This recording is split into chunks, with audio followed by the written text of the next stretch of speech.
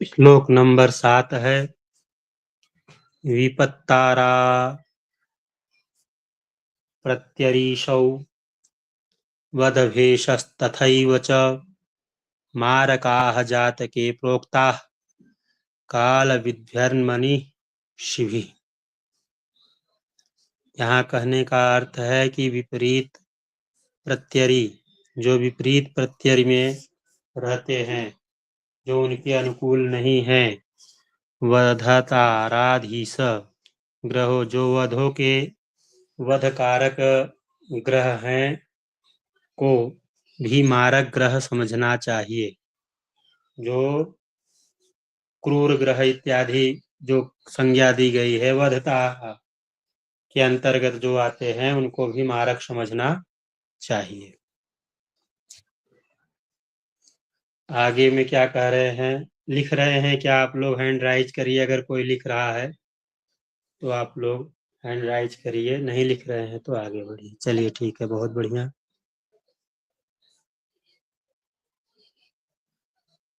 तो यहाँ लिख लीजिए विपत प्रत्यरी और वध ताराधीश।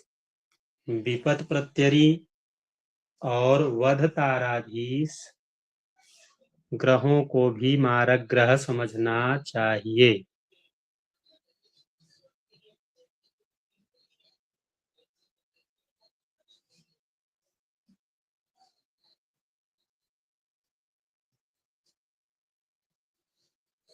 अगले श्लोक में कह रहे हैं अथापारं प्रवक्ष्यामि राजयोगादि संभवम् ग्रहाणां स्थान भेदेन राशि दृष्टि वसात् फलम्। आगे के श्लोक में कह रहे हैं कि ग्रहों के स्थान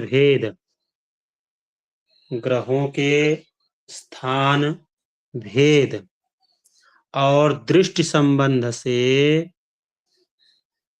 ग्रहों के स्थान भेद और दृष्टि संबंध से अन्य राजयोग बताए जा रहे हैं। ग्रहों के स्थान भेद का मतलब होता है, भेद मतलब अलगाव, स्थान जहाँ पे बैठे हैं, और दृष्टि स्थिति, 3 प्रकार के हमने आप लोगों को राजयोग पहले ही बताया है। स्थान परिवर्तन में दृष्टि, स्थिति और उपस्थिति, तीनों प्रकार के यहाँ पे बताए गए हैं राजग्रह। ग्रहों के स्थान मतलब जहाँ है, भेद मतलब दूसरे के स्थान में, दृष्टि एक दूसरे के ऊपर दृष्टिगत संबंध होने से राजयोग बताए जा रहे हैं। तो अगले श्लोक में कह रहे हैं जन्म काले तु संप्राप्ते लग्नम निश्चित्य पंडितैः तस्मिन् काले खेचराणां चारम निश्चित्य योजयेत्। कह रहे हैं सर्वप्रथम जन्मकालीन लग्न का निर्णय कर तत्कालीन सर्वप्रथम जन्मकालिक लग्न का निर्णय कर तत्कालीन ग्रह संचार का गणित स्पष्ट अवश्य होना चाहिए, आवश्यक होता है।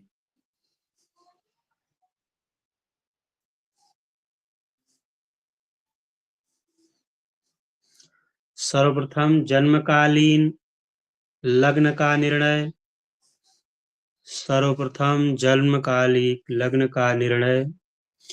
इसको आगे हम बढ़ा देते हैं, सोच रहे हैं कि इसमें समझाया ही गया है, तो आगे बढ़ाया जाए। तो हैंड राइज करिए आप लोग, नहीं तो फिर लिखवाते ही चलते हैं।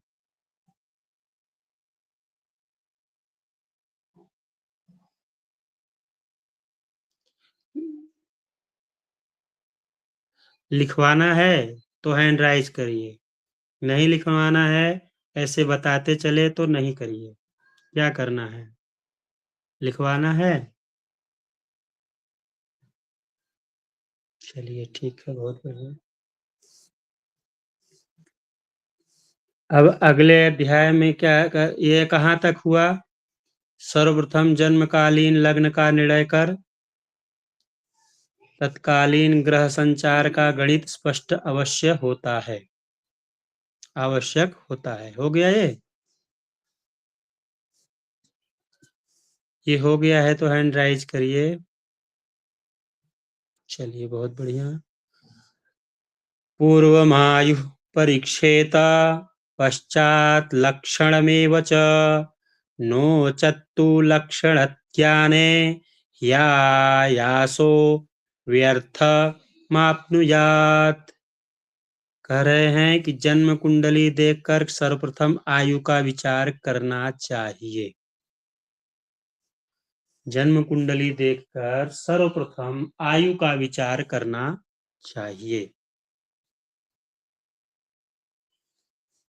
कुंडली को देखकर सर्वप्रथम आयु का विचार करना चाहिए।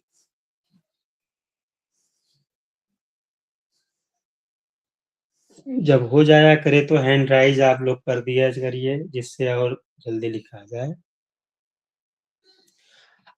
आयु नहीं है तो आयु नहीं है तो आयु नहीं है तो लक्षण ज्ञान का प्रयास व्यर्थ होगा। आयु नहीं है तो लक्षण ज्ञान का प्रयास व्यर्थ होगा। आयु नहीं है तो लक्षण ज्ञान का प्रयास व्यर्थ होगा।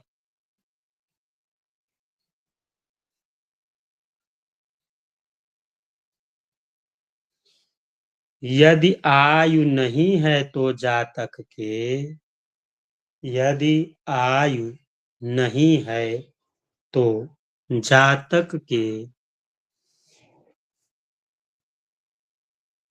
आयु नहीं है तो जातक के राजयोगादि लक्षण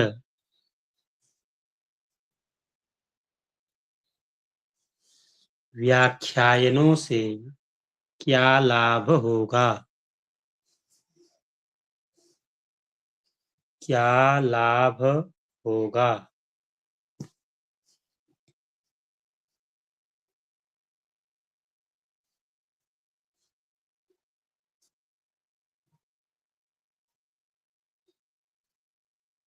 हो जाए तो हैंड राइज कर दिया करिए। पुनस्तन्वादयो भावाः तथा स्थाप्यास्तेषां शुभाशुभम् लाभं तृतीयं रन्ध्रं च शत्रुस्थानं व्ययं तथा येषां योगेन यो भावस्तन्नासं प्राप्नुयात् ध्रुवम्। कह रहे हैं यदि लग्नादि द्वादश भाव की तदुपरि लग्नादि उसके बाद में क्या कर रहे हैं? तदुपरि मतलब उसके बाद लग्नादि द्वादश भावों की लग्नादि द्वादश भावों की लग्नादि द्वादश भावों की स्थापना कर उन्हें शुभाशुभ संज्ञा से समझना चाहिए। उन्हें शुभाशुभ संज्ञा से समझना चाहिए। लग्नादि द्वादश भाव की स्थापना कर उन्हें शुभाशुभ संज्ञा से समझना चाहिए।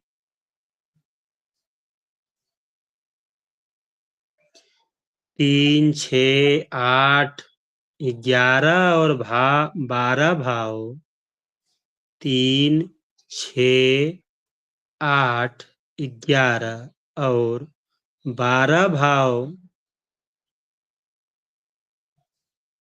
और 12 भाव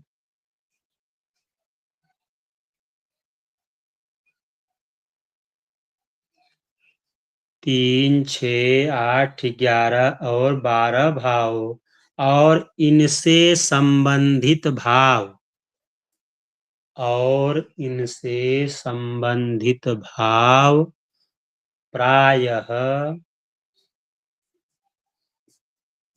प्रायः विनाशकारक कहे गए हैं। प्रायः विनाशकारक कहे गए हैं। 3, 6, 8, 11 और 12 भाव और इनके संबंधी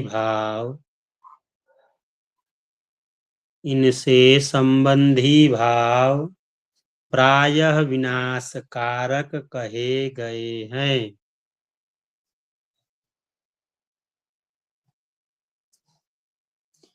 अगला, चत्वारो राशयो भद्राः केन्द्रकोणशुभावहाः तेषां संयोगमात्रेण ह्यशुभोऽपि शुभो भवेत्।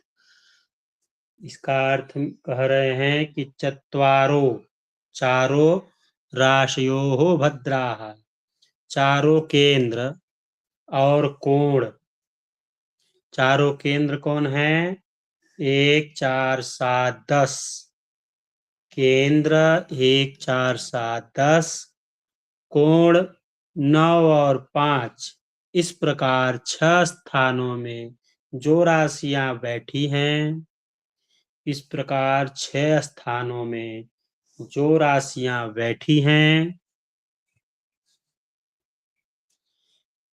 केंद्र 1, 4, 7, 10 कोण 9 और 5। इस प्रकार 6 राशियों में जो राशियां बैठी हैं, 6 भावों में जो राशियां बैठी हैं, इनसे संबंधित भावगत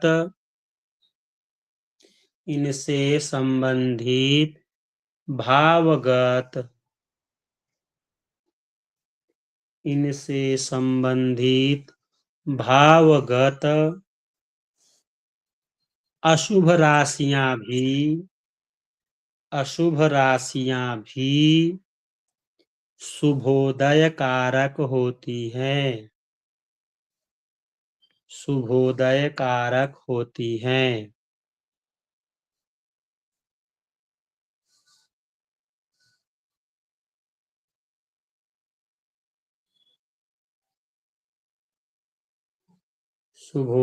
कारक होती है। हो गया।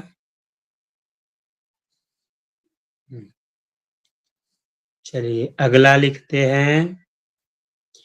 केन्द्रश्चतस्रो व्याख्याता मुनिभिस्तत्त्वदर्शिभिः तेषां मध्ये तु शुभदौ कर्मबन्धु विशेषतः। अगले में कह रहे हैं, तत्वदर्शी मुनियों के अनुभव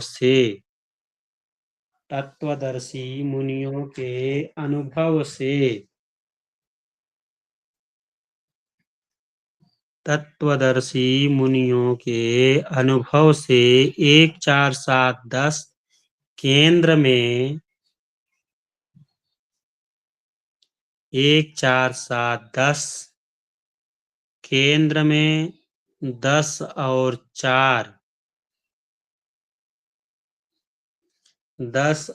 4 केंद्र विशेष बली कहे गए हैं। तत्वदर्शी मुनियों के अनुभव से 1, 4, 7, 10 केंद्रों में 4 और 10 और 4 केंद्र विशेष बली कहे गए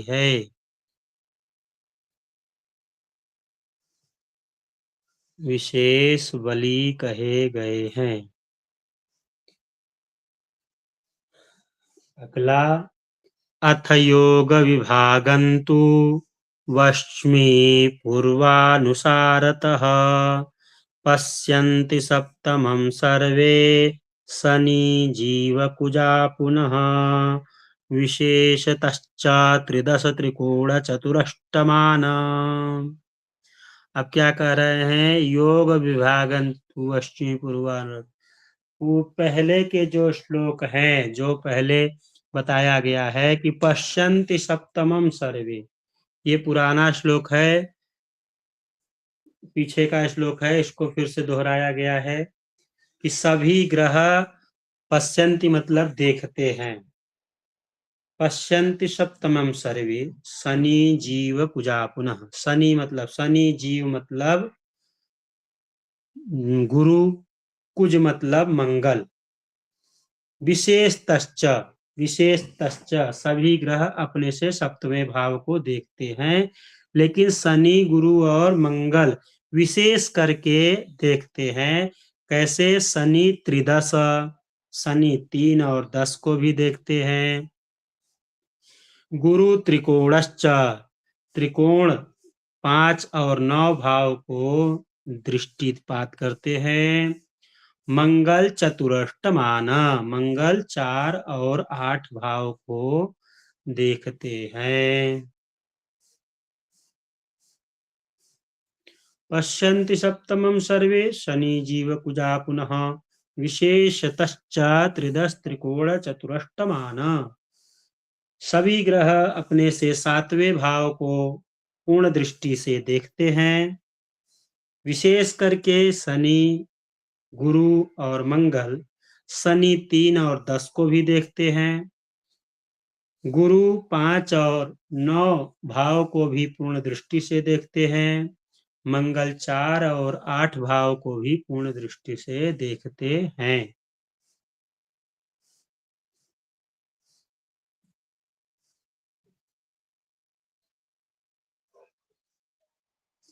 हुआ?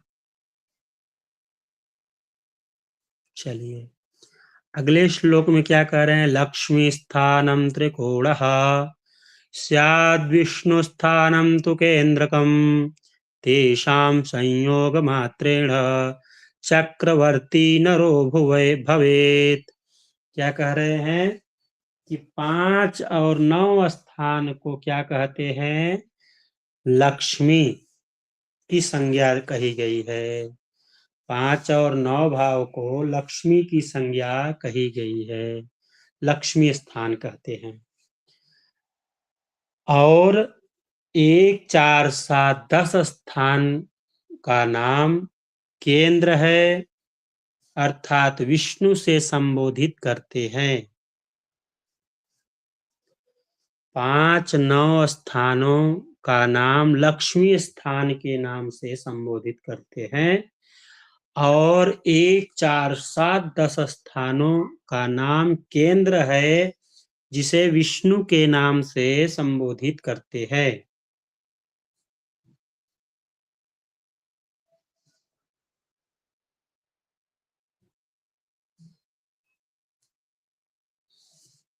इन दोनों स्थानाधीश, इन दोनों स्थानाधीश ग्रहों के परस्पर संबंधों से, इन दोनों स्थानाधीश ग्रहों के परस्पर संबंधों से, स्थानाधीश स्थानाधीश ग्रहों के परस्पर संबंध से जातक चक्रवर्ती राजा होता है। जहां ना समझ में आया करे वो आप लोग पूछ लिया करिए। 9 5 स्थानों का नाम लक्ष्मी से संबोधित करते हैं, और 1 4 7 10 स्थानों का नाम केंद्र को विष्णु से संबोधित करते हैं। इन दोनों स्थानाधीश ग्रहों के परस्पर संबंध से जातक चक्रवर्ती राजा होता है।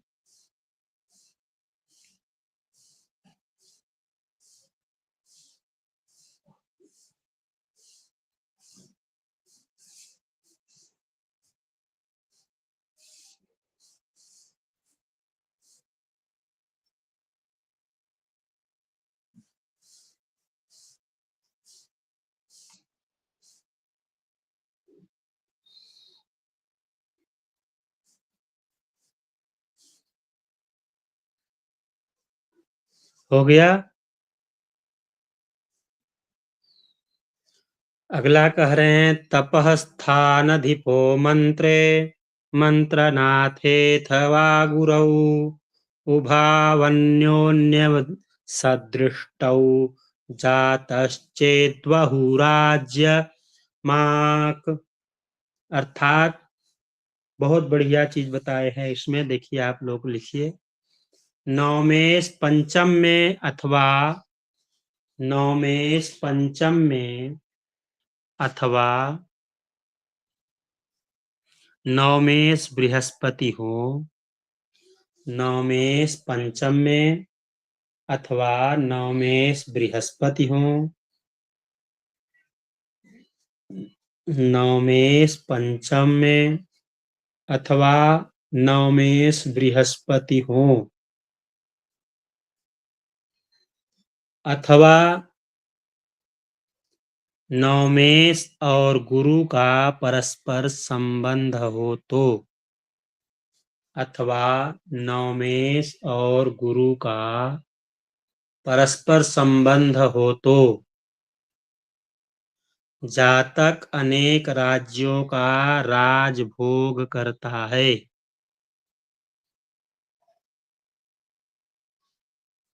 अथवा नवमेश और गुरु का परस्पर संबंध हो तो जातक अनेक राज्यों का राजभोग करता है।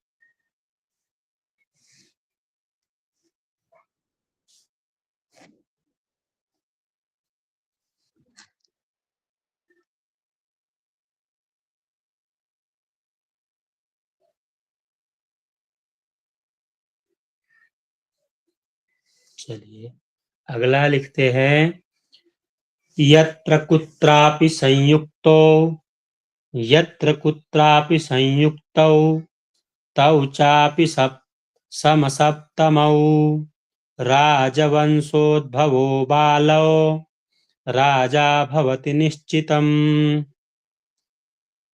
यह श्लोक आप लोग ध्यान दीजिएगा कि राहुल गांधी राजवंश में जन्म लेने के बाद में भी एक तरह से यह मानिए कि अभी तक राजा नहीं हो पाए। लेकिन यह राजयोग ऐसा है कि राजकुल में जन्म लेने के बाद भी व्यक्ति राजा होता ही है। तो इसमें आप लोग देखिए, किसी भी जातक कुंडली में, किसी भी जातक की कुंडली में, किसी भी जातक की कुंडली में पंचमेश और बृहस्पति एकत्र हों, किसी भी जातक की कुंडली में पंचमेश और बृहस्पति एकत्र हों,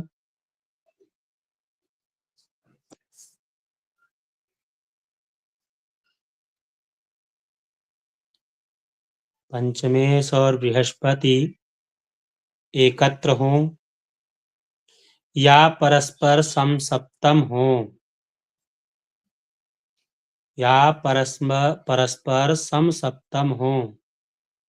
समसप्तम का मतलब एक दूसरे से सातवें भाव में बैठे हों।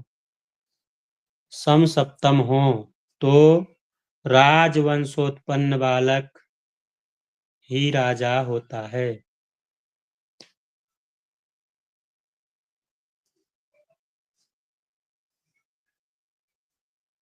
किसी भी जातक की कुंडली में पंचमेश और बृहस्पति एकत्र हों या परस्पर समसप्तम हो तो राजवंशोत्पन्न बालक ही राजा होता है। अर्थात जो राजवंश में उत्पन्न होगा वही राजा होगा, दूसरा राजा नहीं होगा। या इस तरह से समझिए कि वह राजा ही होगा। ठीक है,